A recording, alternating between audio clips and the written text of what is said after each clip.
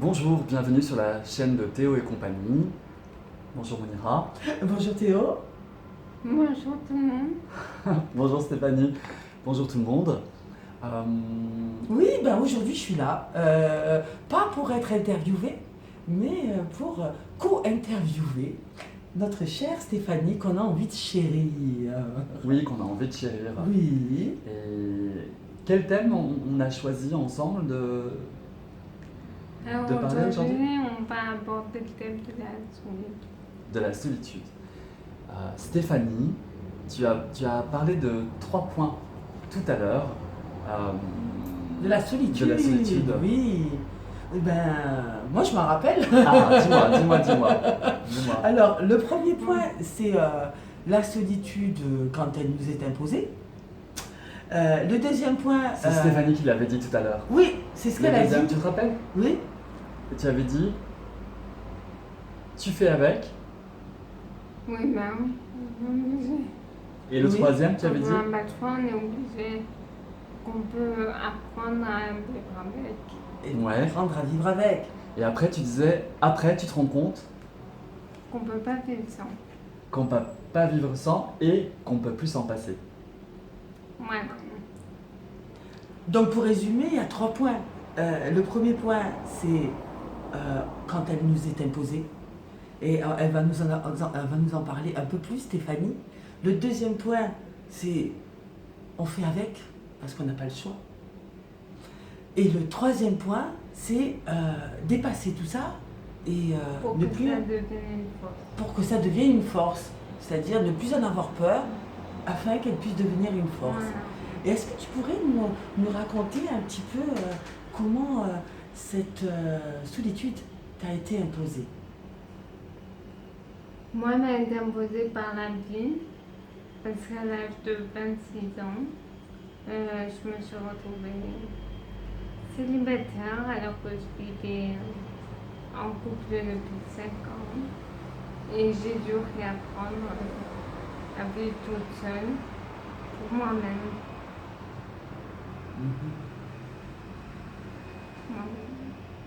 Ça devait être difficile, j'imagine. Sur le moment, ça n'a pas été facile. Mais maintenant, je m'aperçois que sans elle, ben, j'aurais pas fait tout ce que j'ai fait, notamment écrire des livres, comme tu as dit tout à l'heure. C'est grâce à elle. Ben justement, on pourrait montrer la couverture des livres, de tes 2 livres que tu as écrits et publiés. Alors le premier c'est de l'amour à la haine et le deuxième c'est Loup. Alors le premier c'est quoi? C'est autobiographique? Le premier est plus autobiographique, D'accord. en reparlant de ma maladie, de l'arrivée de ma maladie, D'accord. de comment mes parents l'ont accepté et l'ont assumé, D'accord. et mes frères et sœurs aussi. D'accord. D'accord. Est-ce que tu pourrais nous parler, parce qu'on remarque là que tu es sur un fauteuil roulant, qu'est-ce qui t'est arrivé? C'est une maladie génétique, Une maladie génétique? Alors le nom c'est ataxie de Friedreich. ataxie de Friedreich. D'accord. C'est donc une maladie qui touche la motricité D'accord. au niveau du tronc cérébral. Au niveau du tronc cérébral. D'accord. D'accord. Donc, comment ça se passe? Tu ne peux pas marcher, tu ne peux pas bouger tes bras facilement. Pas facilement. D'accord. Tu as besoin d'aide? Ouais. Donc quasiment tout. D'accord. Dans quasiment tout. Et ça, c'est depuis quel âge? Ben, disons que jusqu'à 22 ans, c'était que des membres inférieurs. Et que maintenant, ben, ça touche de plus en plus les membres supérieurs. Et ouais. Ça voudrait dire que c'est une maladie, Pardon. c'est Oui, une maladie s'il te plaît. dégénérative? Non, Pas très générative. Non. Comment on appelle ça? Évolutive. Évolutive. Est-ce qu'elle est stable? Est-ce qu'elle est instable? Non, c'est évolutif. Évolutif. D'accord. D'accord, donc petit à petit, qu'est-ce que ça veut dire Mais- évolutif? Est-ce que tu pourrais expliquer ça plus clairement, s'il te plaît? Ben, quand on dit dégénératif, c'est que ça atteint le cerveau D'accord. et que ça ronge le cerveau. D'accord. Mhm. La différence de ma maladie, qui n'atteint pas les fonctions cognitives et qui ne touchera jamais a priori. Super. D'accord. Ça ne touchera jamais le cerveau, a priori, A d'accord. priori. Mhm. Mhm. Parce que c'est une maladie qui est encore pas nouvelle, mais qui est encore pas très bien connue. Donc on ne sait pas, finalement, on ne sait pas jusqu'où elle ira. D'accord. Donc j'imagine que tu as peut-être ressenti, comme tu as dit tout à l'heure, beaucoup de solitude, peut-être en te sentant différente des autres. Oui, Oui. oui, le fait de ne pas pouvoir aller où je veux, quand je veux, Mhm. ça isole, qu'on le veuille ou non. Oui, c'est l'isolation, c'est ça. Tu t'es sentie Donc c'est isolée. l'isolement. Ouais, de ne pas pouvoir faire tout ce que les autres peuvent faire. Voilà. Mm. Et comment tu as pu surmonter ça? Avec l'écriture. Avec l'écriture. Ouais, si d'autres personnes viennent d'arriver, voilà ce qu'elle a écrit. Stéphanie, Voilà, 2 ouais, livres. c'est vraiment. C'est eux qui m'ont aidé. Mhm. Parce qu'en écrivant, il n'y a plus de maladie, il n'y a plus de handicap, il y a tout. Oui, Je suis. Quand j'écris, je suis un auteur Hein, comme les autres. tu es Un auteur comme un auteur comme les autres. Il n'y a plus de fauteuil roulant, il n'y a plus d'impossibilité Voilà. de bouger. Très bien. Oui, Il y avait une question tout à l'heure que tu voulais poser à Stéphanie par rapport au titre du livre. oui, oui. Il y a un livre que tu as écrit, l'un d'entre eux, il y en a un qui s'appelle Lou, et celui-là s'appelle De l'amour à la haine. Mhm. Et Donc celui-là, c'est le tout premier. comment? C'est le tout premier. Tout premier. C'est tout le premier. Alors moi j'étais un peu intriguée, je t'ai même posé la question tout à l'heure, parce que je viens de faire ta connaissance, hein.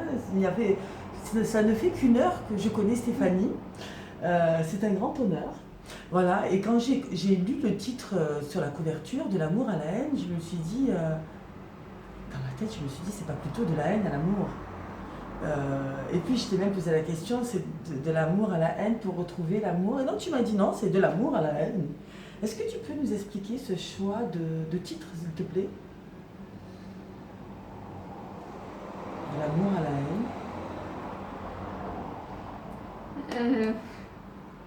Non, je ne peux pas l'expliquer. D'accord. Faudra le lire. Il faudra le lire parce que là vraiment, j'ai vraiment envie de le lire, hein. Je crois que je vais te l'acheter ce livre. Non, et non, je non, vais le lire ce soir. Voilà, de toute manière, pas y avoir Comment? un travail de réédition dessus. Il va y avoir un travail de réédition dessus. Il va y avoir un travail de réédition dessus. Donc, il peut être réédité. Il va D'accord. être réédité. J'ai Donc, mon éditeur actuel, Et il s'appelle comment? j'espère. C'est libre de lire.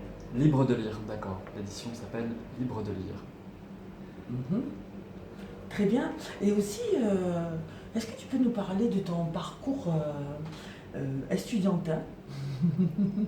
Ton parcours, tes études. Quelles sont tes études? Ah, j'ai fait des études de psychologie. D'accord. Donc, tu es psychologue? Oui. Oui, d'accord.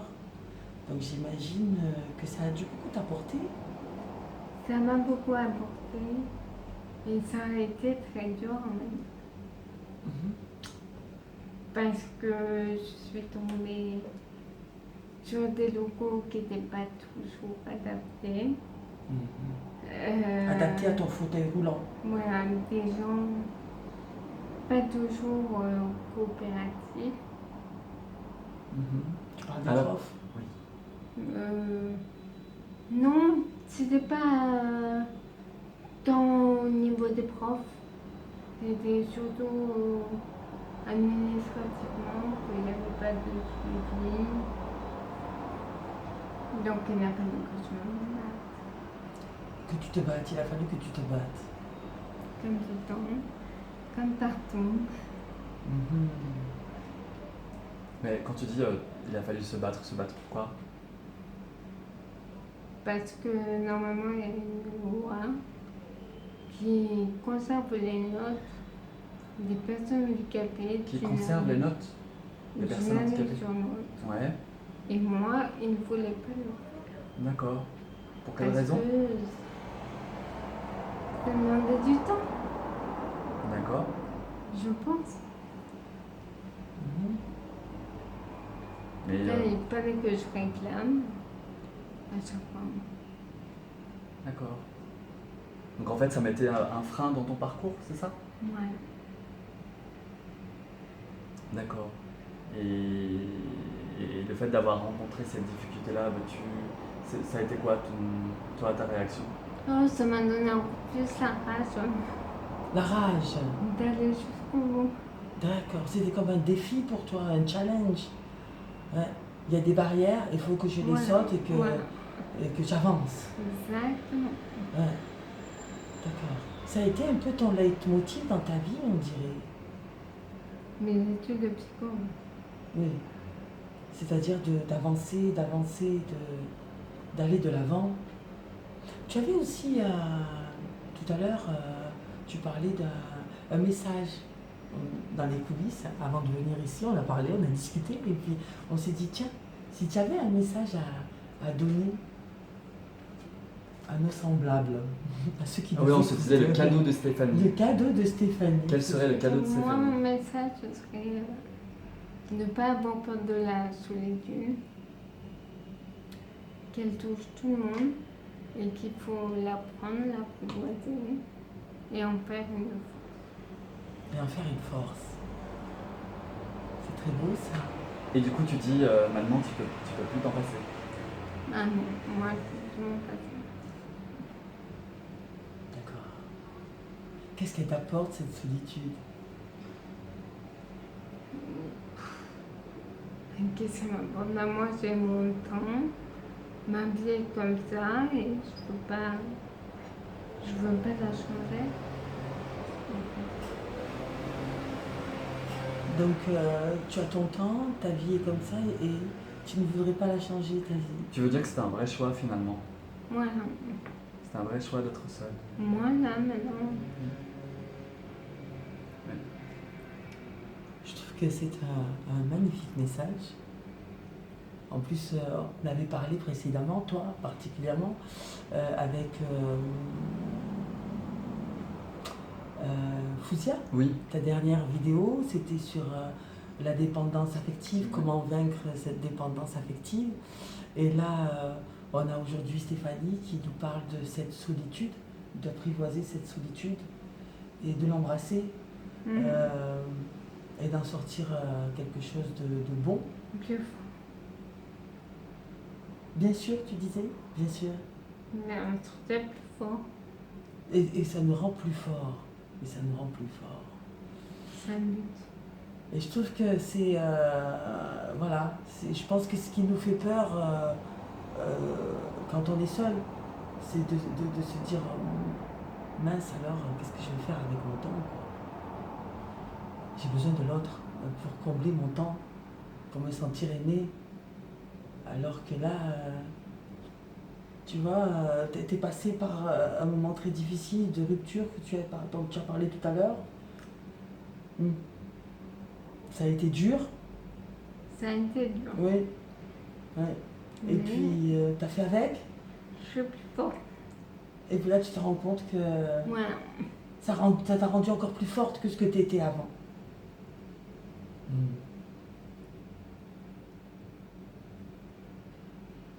C'est un beau message de résilience, je trouve aussi. Toi, tu aimes bien ce terme, résilience, j'ai remarqué, Théo.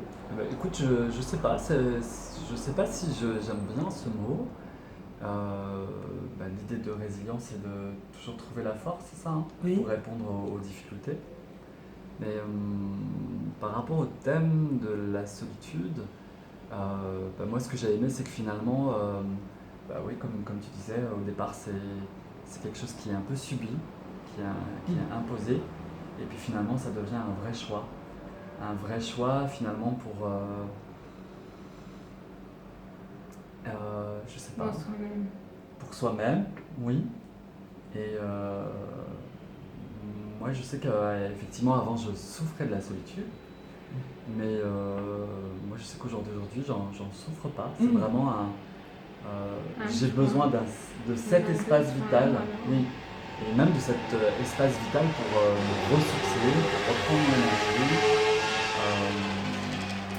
Et donc, vraiment, quelque part, c'est un encouragement, ce que tu nous dis, Stéphanie, c'est-à-dire de ne pas avoir peur de cette solitude. Et toi, tu disais par rapport à l'ancienne vidéo La vidéo la précédente. vidéo précédente, merci, de Fouzia, c'est-à-dire de ne pas en avoir peur, Ouais, et au donc, contraire ouais. de chercher à comment utiliser ce sentiment de solitude au mieux. C'est-à-dire que c'est un temps pour prendre soin de soi, un temps pour faire des choses que l'on aime, Oui. comme toi. Ouais. C'est-à-dire, d'ailleurs, écrire, comment ça t'est venu avant d'écrire ce bouquin, tu écrivais déjà ce que tu ressentais comment J'ai ça t'est toujours venu écrit, Tu as toujours écrit ce que je ressentais. ce que tu ressentais Pendant mon adolescence, j'ai eu une période où j'écrivais des poèmes, D'accord. beaucoup de poèmes, et c'est venu comme ça. C'est venu dedans. C'est super. Et je me suis rendu compte que c'était une façon de mettre mes sentiments, de pouvoir mettre tout ce que je pensais sur papier, et qu'en fait ça me faisait du bien. Je vois que tu emploies le terme ici, derrière, dans ton livre. Ce livre est un exutoire pour toutes les personnes qui ont connu dans leur vie les affres des humiliations parce qu'elles étaient différentes. Ouais. Lou, on parle de ce livre, Lou vous emmène dans un processus de vengeance aussi machiavélique que sanglant, où va naître l'absolue nécessité d'aimer et d'être aimé. Un cocktail aussi détonnant qu'attendrissant. C'est beau. C'est un roman. Oui, C'est un roman c'est un roman. C'est un roman, d'accord. Donc je vois que la solitude t'a permis d'écrire ces deux livres et que si tu n'avais pas eu ces moments, ces temps, seul, peut-être que tu n'aurais pas eu J'aurais faim. voilà, les avantages de la solitude, de la créativité, Si je j'avais dirais. pas eu ce temps, je l'aurais pas fait parce que après on est dans le travail, on n'a pas le temps. Le travail, les maris, les enfants, on n'a pas le temps. Ouais. Pas de temps pour soi. Et ce temps est précieux. Ben ouais. Ouais. Ça permet d'écrire de très beaux livres comme ceux-là. Super. On voulait aussi donner l'information, donc sur Marseille, il y a la librairie au fin limier, au 81 boulevard Baille, dans le 6e, où sont vendus tes bouquins. Tenue par Caroline. Tenus par Caroline, où sont vendus tes bouquins actuellement. Et voilà. Chers invités, merci. Munira, merci d'avoir accepté de co-animer avec moi. Ah ben c'est avec grande joie, comme d'habitude, hein. J'aime beaucoup Théo et ça me fait énormément plaisir de te découvrir, Stéphanie Vincent. Voilà. Et merci Stéphanie aussi d'avoir accepté. Merci à tous. As-tu le sentiment que on a partagé ce qu'on voulait partager Oui. suite aux aux discussions que nous avons eues ensemble et aussi avec Mounira? Oui? Bon, bah, super. Bah, merci beaucoup. À bientôt pour d'autres interviews. À bientôt. À bientôt. Je vous embrasse. Au revoir.